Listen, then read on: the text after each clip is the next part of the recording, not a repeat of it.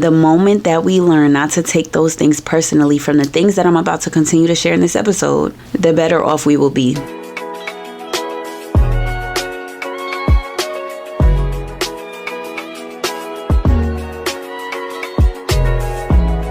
Hello everyone, and welcome to or back to Tahari Talks, your therapy in addition to the therapy, where we get your mental and your spiritual right all at the very same time.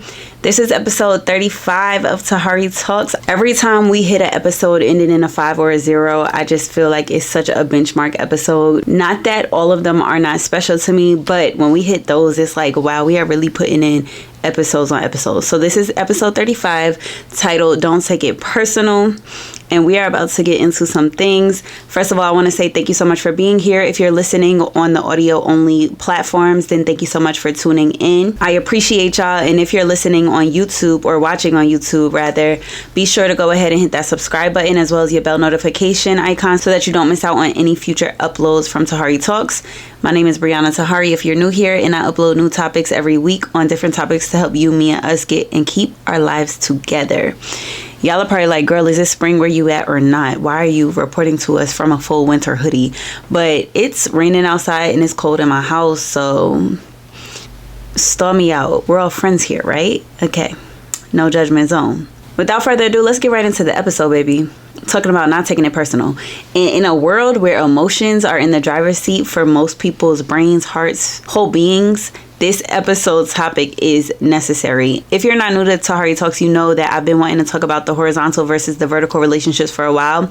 And I figured having a conversation about not taking things personally would tie in perfectly with that, especially as it relates to horizontal being the natural, dealing with people, dealing with the very down to earth, the very sober matters of life, as well as the vertical relationship that we have with our maker, with Christ, with Jesus Christ over here on Tahari Talks, okay? And that being the spiritual aspect of things. And then, we're going to get into some practicality, pray, close the episode on out.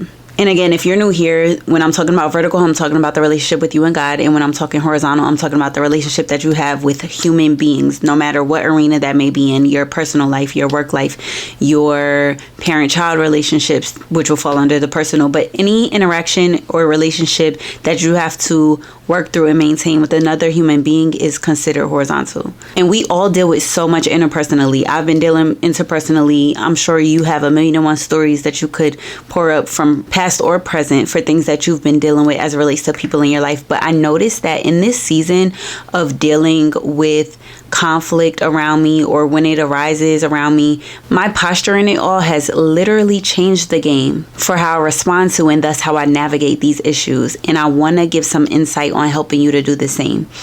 And y'all know Tahari Talks is always a conversation. So if you got something that you could offer me, leave it in the comments. Let's talk about it. I would love to hear your POV, your insight. As Tahari Talks continues to grow, there have been new people that come to the channel and they challenge the things that I say. And I welcome that, because I don't know everything, but all I can do is provide my insight based on what I've learned, based on what I've experienced. And that's all you can do as well. And I'm always open to hearing that dialogue or having that dialogue. So speaking of interpersonal issues or things that we deal with in the natural realm, the horizontal things that we're dealing with things in the horizontal plane can be dealing with people, but it's also dealing with human circumstances. Perfect example.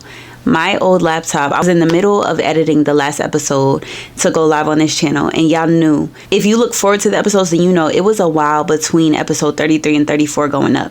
And it was already a while when I was originally going to upload it. But then my computer literally crashed on me out of nowhere. I ain't going to say out of nowhere, because Miss Mama's was tweaking a little bit. Like, I could tell she was on her last leg, but I didn't think she was going to go out like that. I mean, literally, I was proof watching the episode. I always edit and then I proof watch to make sure everything is everything. And then I upload it. And I was at the point of finishing proof watching it. And I was about to upload it. And if you edit, if you create content, then you know the work that goes into editing, the hours that go into editing. And my computer cut off. I go to the Genius bar first to see if it was anything they can do. They're back there for a good 30 minutes trying to take it apart, put it together, do some things. They come back. The look on his face just told me, baby, he's not getting his computer on. From there, I go to the Geek Squad. Baby, if the Genius bar and the Geek Squad can't help you, cut your losses. They're like, oh, well, we could send it off to data recovery, but it's going to take 6 weeks to 2 months. And I don't know how important this data is to you, or whether you would just prefer to go home and fix the issue on your own. So that night into the following morning, I was up until 3 a.m. starting from scratch, getting the footage out, getting the episode out. Because like I told y'all in that episode, my dedication to Tahari Talks is not wavering. And I know that it is up to me to put out what God has given to me. And I heard Brenda Palmer just saying this. She said that it was a scripture in Ezekiel saying basically like when God gives you something to share, it's up to you to share it.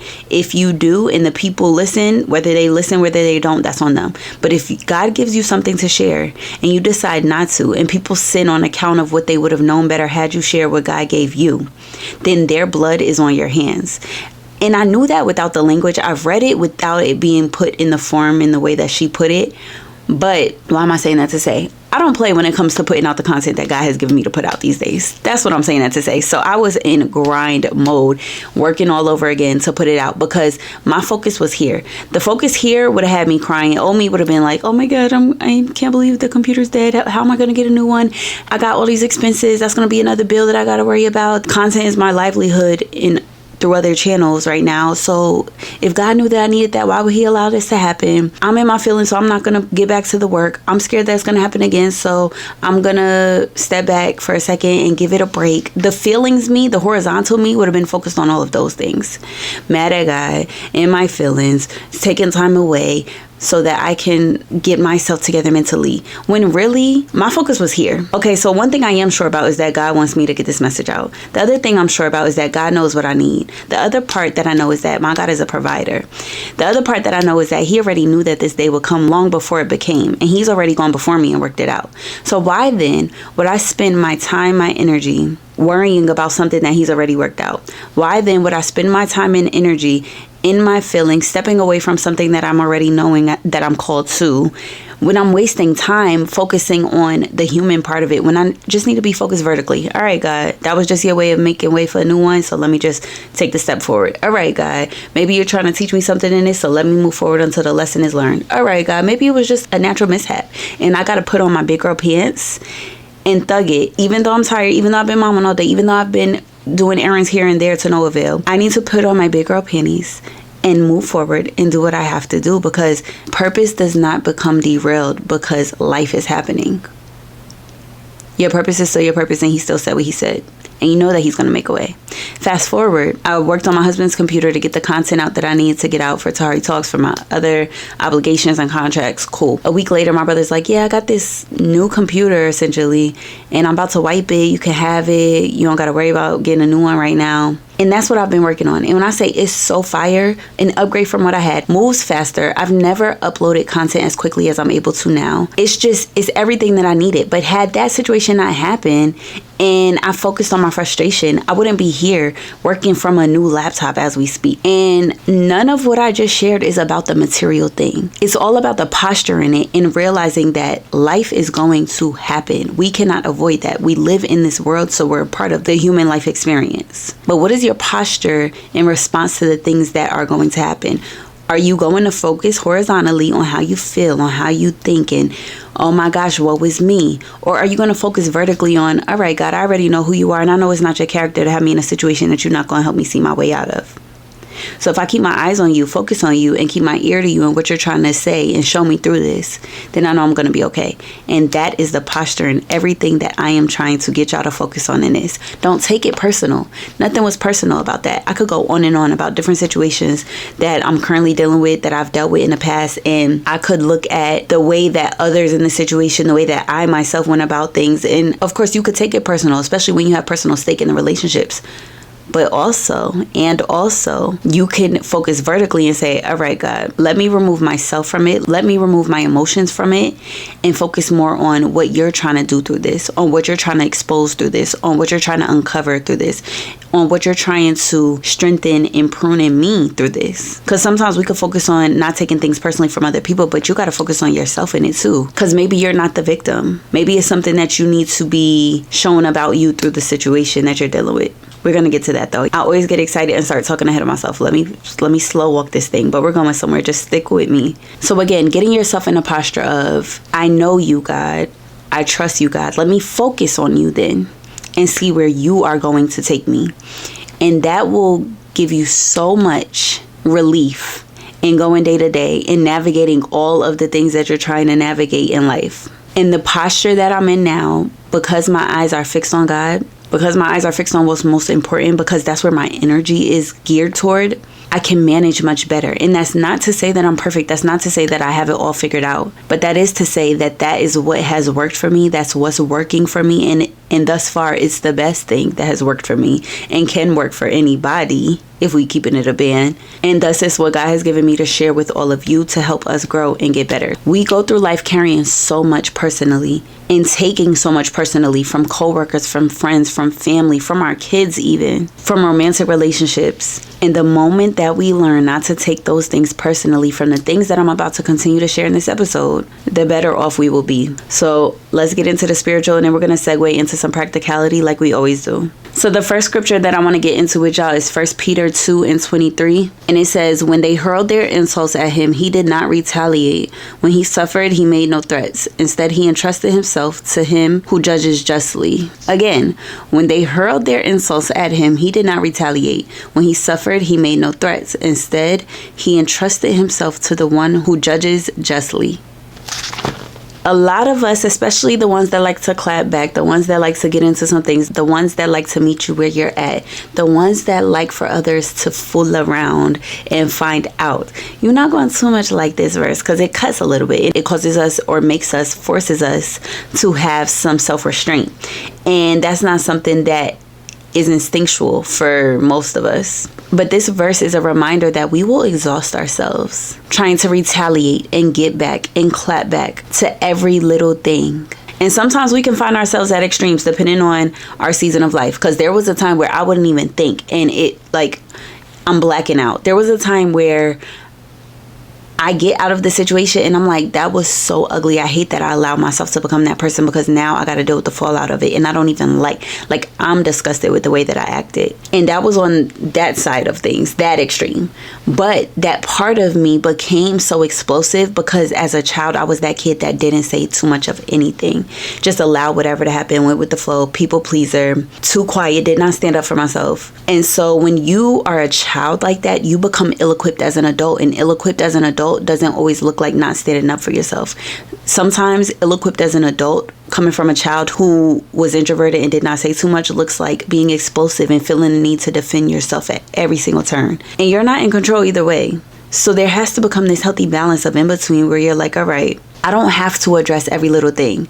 Now, I'm not saying become a doormat and allow just whatever to go and flow, because that's not, I don't even get down like that. So I wouldn't sit up here and tell you to. And I'm also not going to tell you that you're wrong or you're the worst human being if you do pop off sometimes, because sometimes I slip up too and I'll be like, oh, hold up.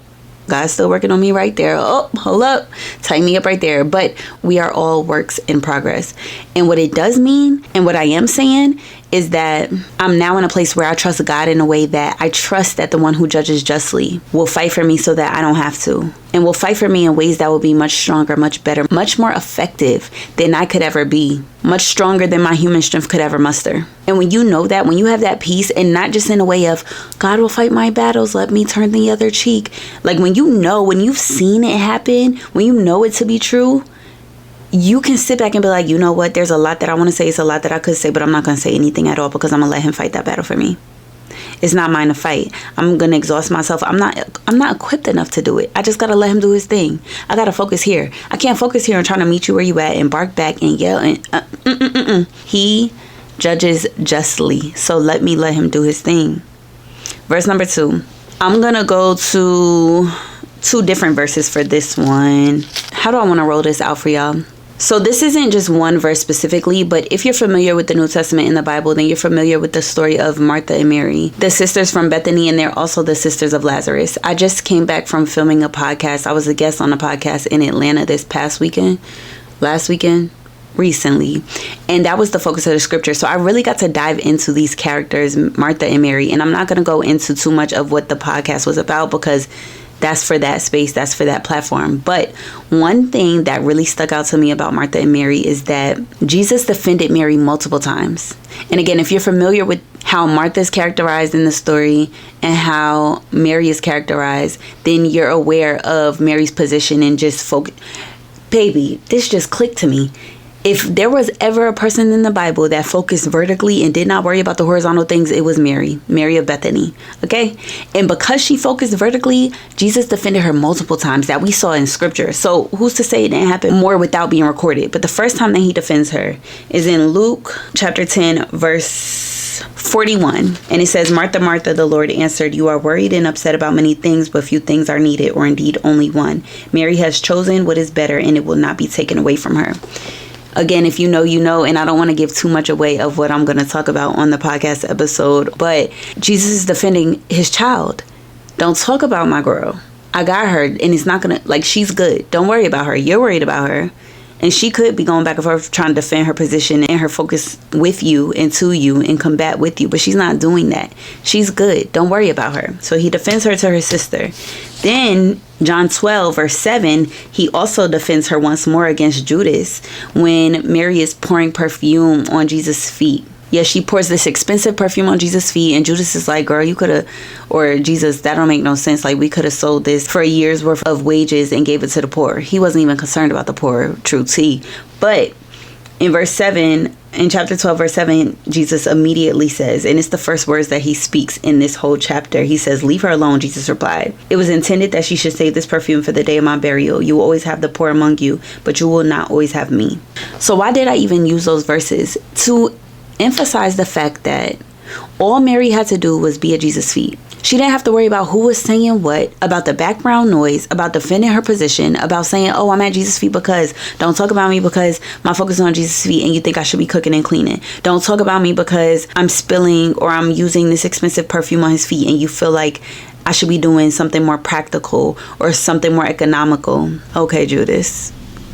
We should be judging Judas. Got it. Jesus was fighting on her behalf. And if you have faith in the same Jesus of the word, because he's that same Jesus, it's not a new version, then you have to trust and know that he will also fight for you, and that you don't have to go around bickering and telling your side and explaining your stance, explaining your position. Jesus will fight for you on your behalf.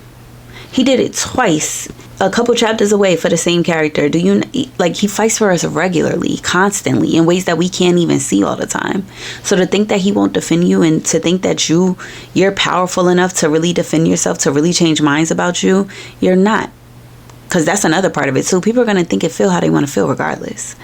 So who are you to try to go and be defending yourself all the time? Again, you will exhaust yourself and distract yourself from what you really should be doing, which is what? Walking out purpose, being at God's feet, worshiping, praising. Like, you can't really focus and posture in those things when you're too busy trying to fight for yourself. And then verse 3 is Ephesians 6 and 12. And that says, for our struggle is not against flesh and blood, but against rulers, against the authorities, against the powers of this dark world, and against the spiritual forces of evil in the heavenly realms. If you're familiar with the word, or even if you're familiar with Christianity, then you've heard that verse many times. But it was so vital that I included it in this topic and in this episode, because so many times, and I spoke about this in the Power of a Praying Wife episode, that with our spouses romantically, a lot of times we're trying to fight against them on the ground horizontally, when really we need to be looking at the fact that they are fighting things that are above us. And really you need to be fighting in the form of prayer, because the way that it's manifesting is in a fight with you, but really the fight is what they're dealing with spiritually. And a lot of times when we're dealing personally with people, horizontally with people, how can I say this that it won't sound... Basically, what you have to realize is that we don't only deal with people in the natural realm.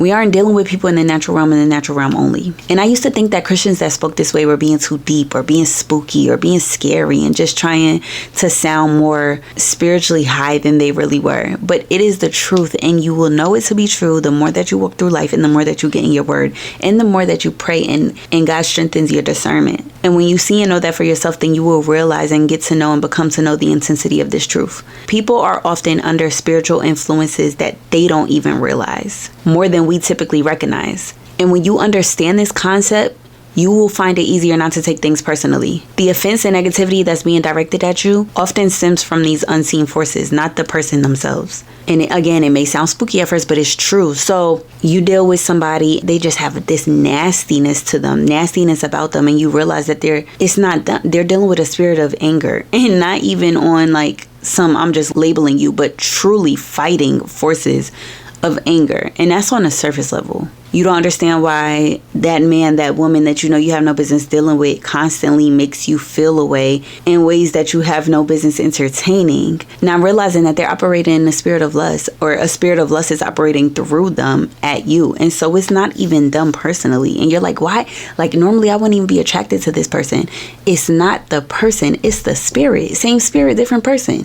And then a lot of times we'll keep encountering the same spirit operating through different people. And you're like, why am I encountering? Like, you don't act like that person. You don't look like that person. Whole different stature, in a different place, but it is the same spirit operating through that person that is still dealing with you. And I'm not just talking in riddles. I've seen it for myself. Relationships that I've had to end professionally because the person is literally oppressed spiritually. And the way that it manifests and the way that they interact with me, I cannot deal with that. I will not deal with that. I'm trying to say it how the best way that I can for people who may not really understand firsthand what I'm talking about, and it's hard to find the language for it. It's one of those things that if you've experienced it, then again, you know exactly what I mean. And when you understand that somebody is battling in the spiritual realm against things that are much bigger than not only you, but bigger than them, then you won't take what they do, how they act personally. Now, does that mean that you will continue to deal and put yourself in position that you just accept whatever, you deal with whatever, you engage in whatever? Absolutely not. And sometimes because you realize that a certain spirit is operating through them, that's your sign to go running. But we're going to talk about that in a little bit as well. So let's get into the practical, and then we're going to pray and close this episode on out. The first thing that I need and want you to do is take hold of your own emotional remote control.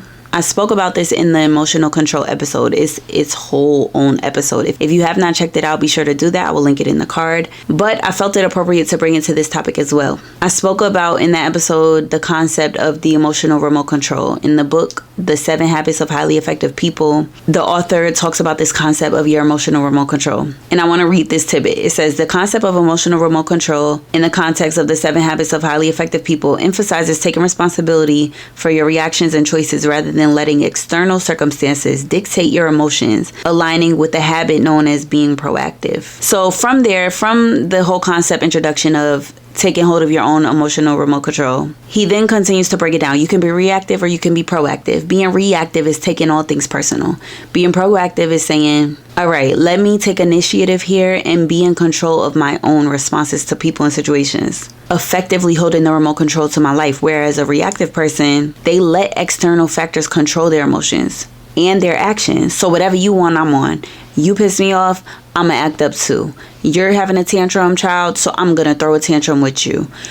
Literally just being dragged through the mud based on whatever throughout the day is happening and having no emotional control over themselves. In the concept of taking hold of your own emotional control, it stresses the importance of taking responsibility for your own actions and for your own behavior, regardless of the circumstances. Regardless of the circumstances, there's really no exception. It also gives us this idea of the principle of choice, saying that those who hold their own emotional control remote, they understand that they have the freedom to choose. They have the freedom to choose their response to events rather than being controlled by them. So you decide, do you hold the remote control, or does every situation throughout your day hold the remote and they just pressing your buttons nonstop? And you just, again, being dragged through the mud like a rag doll based on whatever everybody else around you is trying to evoke out of you. And that can range from negative emotions to even the positive ones that aren't authentic. People pleasers don't hold their own emotional remote control. If I'm saying you should be happy because I'm happy, then that's what I'm pressing, and then you're forcing yourself to be it. But then you're going to resent it later when you're by yourself. If I'm pressing the button to say that I need you to break your boundaries and show up for me today, then I'm going to press that and you're going to show up for me, even though you're going to resent it and be tired and not have your own stuff handled and taken care of on the back end after you've shown up for me. I don't hold my emotional remote control, but I'm operating in a toxic family system. So I'm doing what everybody else wants me to do, says I should do, what they've always done, instead of saying, no, not going to do that, not with that. That doesn't work for me any longer. So again, it doesn't only range in the negative things, but also in the positive things. But again, if it's not authentic to you, a positive thing can very easily slip into being something that is negative. I hope that I unpacked that in a way that was easy to digest. And speaking of positive versus negative, it matters how you speak about things. Proactive language, saying things like I can or I choose. Whereas reactive language, you're going to be talking in terms of I can't, I have to, obligation, force. You're not holding the remote control. Everybody else is. When you're proactive, when you hold that remote to your own emotional control, you can gain control not only of your own emotions, not only of your own reactions, but also in a greater sense, become more effective in every area of life. Think about being in the workplace. That person that holds their own remote to their emotional control, you're going to be a lot more successful in that workplace, a lot less burned out in that workplace. Think about in parent-child relationships. You hold that own emotional remote control, you could say, right, I'm going to choose to step away rather than continuing to engage and you on the floor throwing this tantrum, because that's going to make me mad. And next thing I know, I'm just overstimulated. So again, are you in control, or are the multiple people that you encounter throughout your day in control? Maybe it's somebody in your past that's holding the remote. And so they're still driving and controlling how you're reacting in present day over things that happened long ago. Maybe it's people in situations that you haven't even encountered yet. Anxiety, focusing and worrying about the future. And that's holding your remote control. Oh my gosh, I'm so worried. Oh my gosh, I don't know what this is going to bring, how this is going to look. What about tomorrow? Worrying, anxiety. You're not holding your own emotional remote control in those cases either. Some unknown mystical thing that hasn't even come into fruition yet. Some unknown outcome that you've already formulated in your head, summarized in your head, equated in your head. That's holding the remote control for you. You have to be in control of you emotionally and reactively. You have to be responsible for you emotionally and reactively, no matter what's happening around you. You could be exchanging words with somebody, or they may be spitting them at you. Regardless of what, regardless of how you could justify the action, you have to answer for your own actions. You have to answer for your own actions. You still have to be responsible for that. Maybe the person deserved a punch in the face, but that don't mean that the cop's not coming and going to arrest you for assault and battery. It doesn't mean that you're not going to jail. And again, it all depends on the situation. The other day, I was in a road rage situation. Oh, child. And I think when I made these notes, it was a whole nother one. Another one happened before then. Yeah. Guy turns out in front of me, and I'm from a place where we be pouring, so it's like, you do something crazy, I'm gonna beep. Like, that was wild. But that doesn't mean I'm trying to flip the bird, curse you out, and do all the extra stuff. That was crazy. Move out the way. Keep it moving. Guy gets pissed because I beat the horn. So he's like going crazy, slowing down, stopping in the middle of the road. And old me would have probably had words for him, crashed out. Like all the dumb stuff that really doesn't get you anywhere except high blood pressure. But my grandmother was in the car. My kids were in the car. And I'm like, you know what? Let me let the circus act perform. So he's doing all the things in the middle of the road. And I'm like, all right, let me just slow down. You slowing down, so I'm going to slow down too. Takes out his phone, starts making a whole video of me saying what he's saying, doing what he's doing. I'm just like, I looked over and smiled. Old me would have been like, are you dumb? Are you slow? Are you stupid? Ain't no way you about to be calm like this. But why would I not? This is a moment in my day and I'm going to go on and it's going to be cool. But there's also been times where I lose it for a second. I'm like, my kids was in the backseat. They ain't need to see me acting like that. But again, in the first situation, I was holding that remote control. So I'm like, all right, cool. Let me let him do what he's going to do. He finished acting out and then we kept driving like it was a regular day. Never will see the guy again. In the second scenario, I'm losing it and I forget my kids are in the car. That person in the car that has no bearing on my day or my life had the remote to my emotions in their car. Don't even know their name. And they're holding the remote for my emotions. That sounds crazy when you think about it. But that's what happens essentially when we allow others to dictate how we respond, how we react, and how we emote. That was a really long point to say, make sure that you are holding the remote to your emotions. Number 2, mind your posture. All of what I've been talking about, every time I mention the horizontal and the vertical, here I go, the horizontal and the vertical. When you are focused vertically, your posture looks like being at the Lord's feet, period. Sometimes the only thing that you're responsible for doing in a situation is suffering well. Sometimes the only thing that you're responsible for doing in a situation is allowing God to cook. Like with the computer situation, I posted on my story when I got the newer one. I'm like, sometimes you just got to let God cook. Don't worry about the situation. Don't stress out about the situation and know that he's going to come through and show out just like he always does. But give him a chance to cook and sit back And like I told y'all, old me in that computer situation, I would have been, oh my gosh, what am I going to do? I didn't sign up. Like, God, you know I need this in order to make my money, in order to chase what you told me to do. I know that he knows that, right? So let me sit back. Did not trip. It didn't feel good to get the news, but I'm like, all right, cool.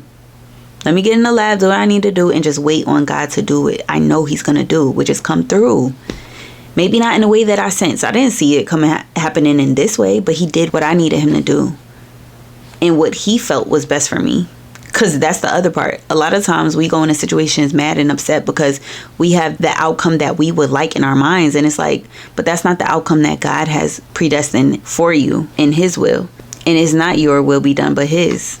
God had to put me in a situation of the computer breaking down and me losing everything temporarily, just to make way for the upgrade and for a smoother workflow and for a more efficient workflow, for me to ultimately save time. Yeah, you're losing that couple of hours. You got to redo that episode, but don't worry about that, because I'm going to give it back to you tenfold in the time that you save moving forward from here. And that's how good he is. That's how kind he is.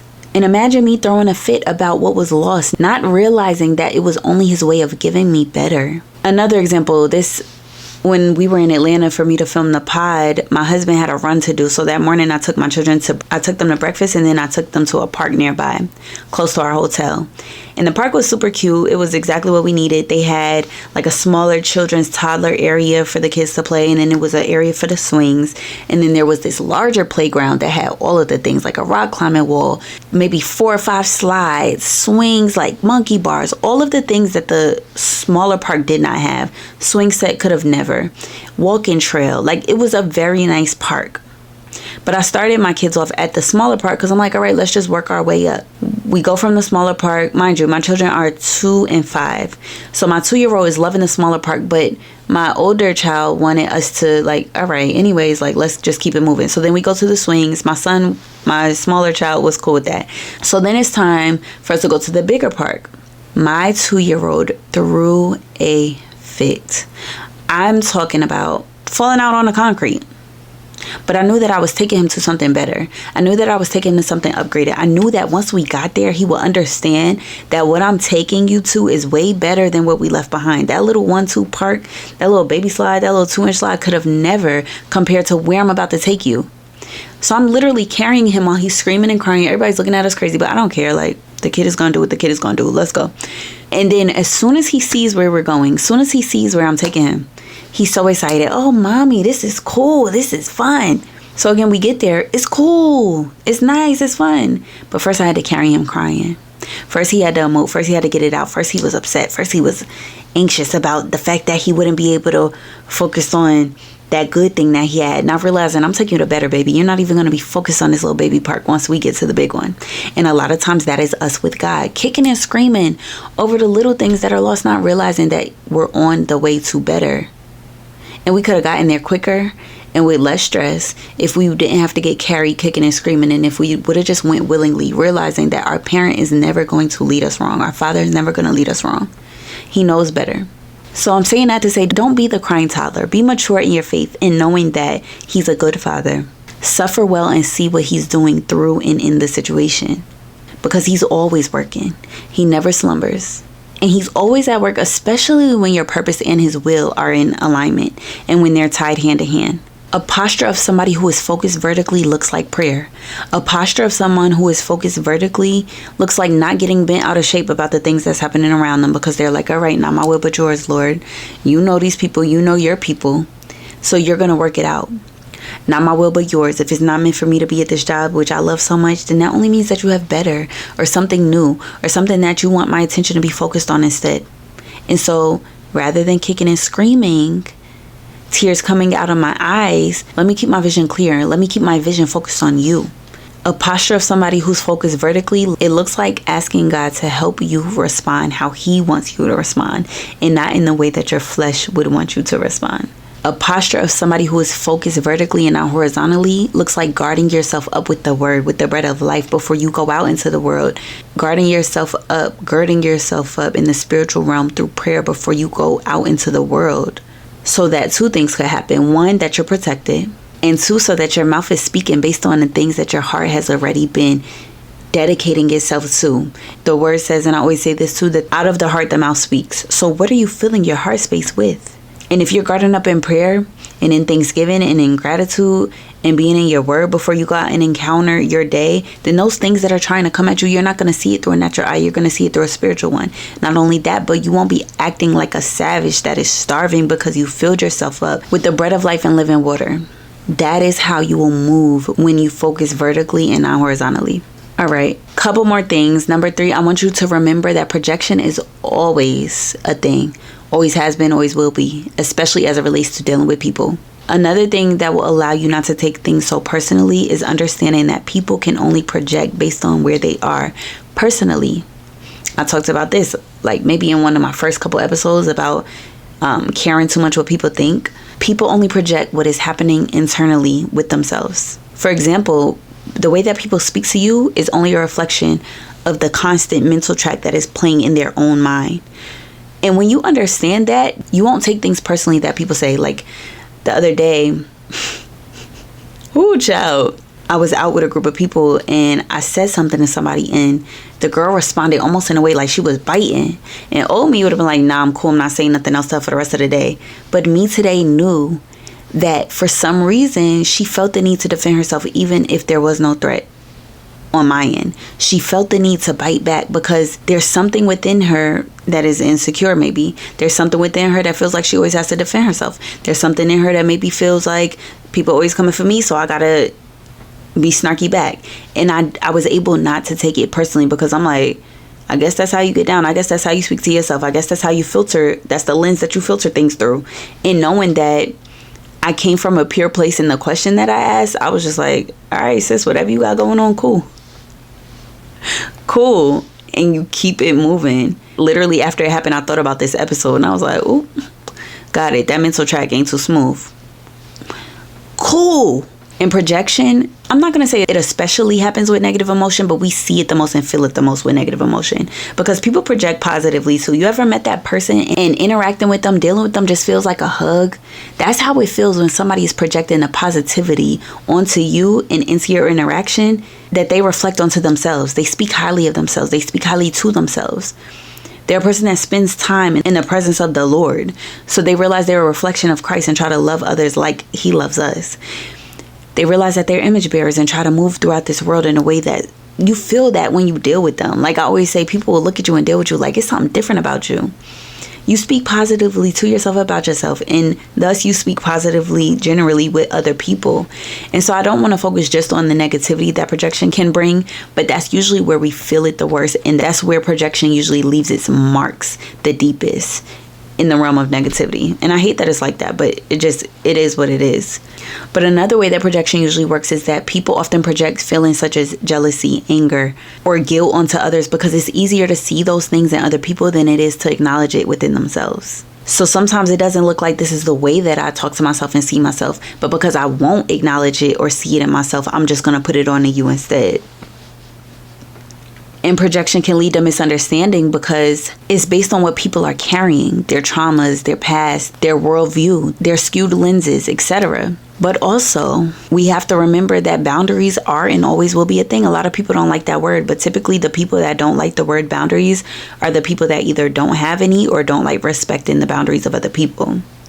But you don't have to put up and accept everything. It's okay to say that does not work for me. It's okay to have healthy conversation about the people that are going to be in your life about how you require to be treated. It's okay to remove yourself from situations and relationships where that isn't respected. Next, do not allow the fact that you call yourself focusing vertically to negate personal accountability. Because a lot of times we can say, oh, I'm just focused on God. If it ain't about God and me, then I'm not worried about it. But you're not realizing that you're the problem. You could be so busy seeing the faults of other people, so busy having a victim mentality, and really you're the problem horizontally. But focusing vertically, focusing on your relationship with God does not negate the fact that there has to be a certain level of personal accountability, a certain level of conviction, because that's another thing. When you're dealing in the face of God, then that conviction is going to be so strong And him saying, nah, you know you wasn't right with that. You know your heart wasn't in the right posture when you said that, when you were dealing with that person. You know you're dealing with anger. You know you're dealing with unforgiveness. You know that you're not moving in a pure place. And that leads to self-reflection. There's no way to be postured fully vertically, purely vertically, and not have personal accountability and moments of reflection to say, all right, God, anything that's not right within me, help me to see it so that I can work on it, so that you can pull it from me. Because at the end of the day, we all project. It's just a matter of keeping it in check by reflecting. And also, what are you projecting? You could be that person that feels like the hug, or you could be that person that's just spraying when they around people, because you're projecting your negativity onto people. And before you even open your mouth, people can feel it. There's a difference between projection and reflection. And projection is, again, putting your feelings out onto other people, onto the people around you. Whereas reflection involves looking inward to understand your own experiences and your own feelings and emotions. And reflection is the most constructive way of dealing with your emotions. Projecting it onto everybody else around you, you're never going to deal with it. The only way is to sit with yourself and reflect on it. So I really wanted to get into that because, again, it's easy to say, don't take it personal, they're the problem. Don't take it personal, it's something wrong with everybody else. But also look at yourself. What about you? I have to ask myself that often. Like, look at the situation a million and one different ways. How could I have gone about it differently? And take accountability for the ways in which you could have gone about it differently. The same energy that you have with checking everybody else, stand 10 toes down on top of it with checking yourself. Check yourself too. And last but not least, I want you to understand that your feelings are valid. There's some things you're like, I do take that personal because it is personal, but they are not factual. Your feelings are valid, but they are not factual, nor should they be in the driver's seat. Feel what you need to feel, yes. Flesh out those feelings, yes. Acknowledge those feelings, absolutely. I just talked about that. A lot of times we invalidate our own emotion. Validate it, yes. But does that mean soak in everything that everybody else is putting on you? Soak in the effects of somebody that has spiritual influence working through them against you? No. Does that mean not checking yourself because it hurts to do so and you don't want to face those things? Absolutely not. Your feelings are absolutely valid, but what are you going to do with them? Don't put them in a driver's seat. Flush them out and then put them in check. Flush them out and then do something productive with it. Flush it out and then take it to therapy so that you're not hurting people out of places that you haven't healed. So that you're not hurting people out of places that you're bleeding from. I could go on and on with this subject because I feel like it's so much that could be said, and who's to say it won't be an eventual part 2 to this topic. Not right now, because I do want to close this one on out, but there's so much that could be said about this topic as a whole. So let's pray, and then we're going to close this episode on out. I hope that it's been helpful for you, but the time is spent. The time is going, okay? Bow your head, close your eyes, let's get right into it. God, I thank you for every single person under the sound of my voice. Thank you for bringing them to this information, to this episode. However they got here, I know that you brought them here. So again, I thank you, God. Allow us to self-reflect during this time, God. Help us to see the areas in which we need to grow. Help us to see the areas that you've been trying to get our attention to address, but we may have been too busy or too distracted to focus in on them. God, help us to deal with us. Help us to keep our emotions and reactions and all of the things in check so that we are not taking all of the things that we're experiencing horizontally, personally. Help us to focus most on you, God. Help us to get in the posture of somebody whose main focus and priority is you, how you want them to move, how you want them to deal, how you want them to feel, and what you're trying to show us in the everyday interactions and things that we are dealing with, because we realize and we understand that if we focus on you, that nothing will be wasted and nothing will go without use. And so again, we just thank you for constantly guiding us, constantly speaking to us, and constantly keeping your hand over us in a way that only you can, and it is in your name we do pray. Amen. All right, I'm really trying to close this episode on out because the camera's dying, the temp is rising. It's a lot of things happening, but I really do pray that this episode was helpful to you, that it spoke to you in some type of way. If so, be sure to leave some comments. Don't forget to like, comment, and subscribe, all the good things. Leave reviews if you're listening on Apple Podcasts, and it won't be long before we're back again with episode 36, so I will see you all in it. Until then, take great care of yourself, and I'll see y'all in the next episode. Later.